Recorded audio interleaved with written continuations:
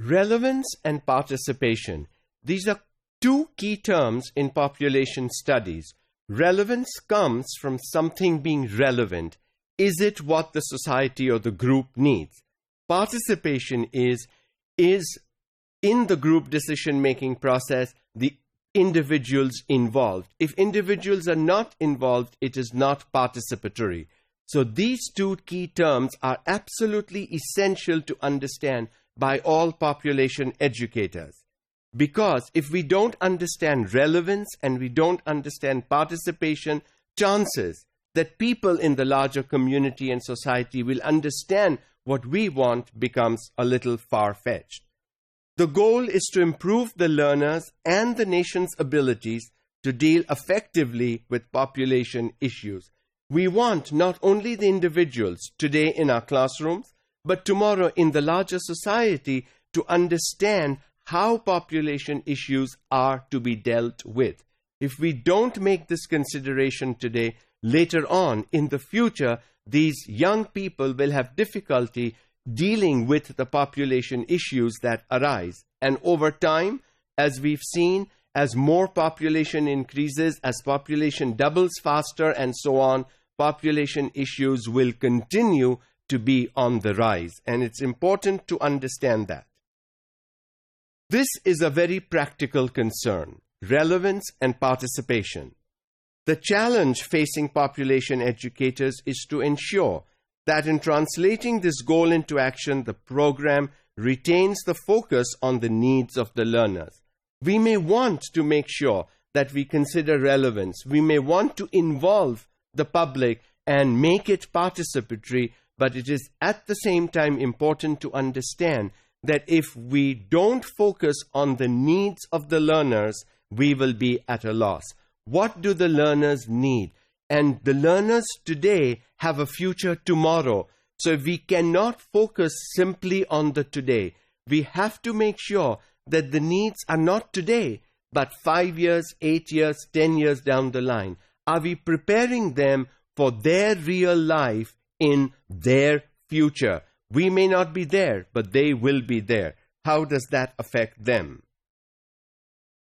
Furthermore, there is an increasing recognition that learners need to participate more in various planning and implementation stages. Participation is absolutely critical, especially if we believe and we want to show a democratic kind of situation.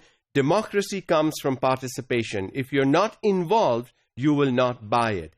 Participation is important because when people participate in decision-making processes and other processes, they are more apt to implement, to follow through, and be held accountable for these decisions. In other words, they begin to own the decision because they were part of the decision-making process.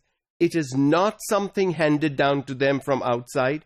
It is not a hierarchical thing that's given to them top down and said, this is it, follow through and do it.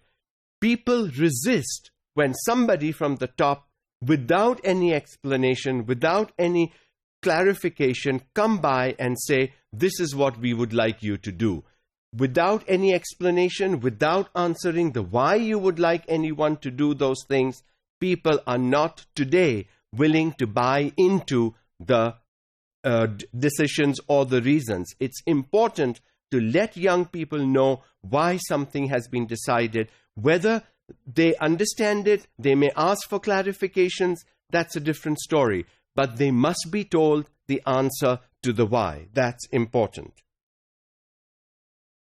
In the absence of mass participation in pre-program activities, who can stand in for the learners? Obviously, when we talk of participation, we can't have every single individual involved participate. And so we need to have a representation.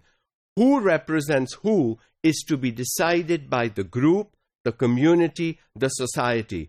Because if we expect that every single individual who will be impacted by these decisions should participate, that's not going to happen. So we should bring about and start a process of participatory democracy where representatives are held accountable and will believe and transform what their representations mean in the larger context of the society or community and will reflect those goals in the decision-making process. How does the educator avoid imposing his perception of need on them? As the population educator, I have my own perceptions, and I have to not impose my understanding or my perception of what I think. I have to be more open to receive from the other individuals who are there and then come up and collaborate and share and bring about a common understanding of why a particular decision is needed. Can efforts to increase learners' participation at the local level be generalized when programs are being designed for provinces, states, and regions within countries? What works in one region may not necessarily work in another. So what happens in Punjab, for example, or for that matter, Lahore, may not work in another city of the Punjab province also. So this kind of consideration has to be given. Generalizations are not good practice.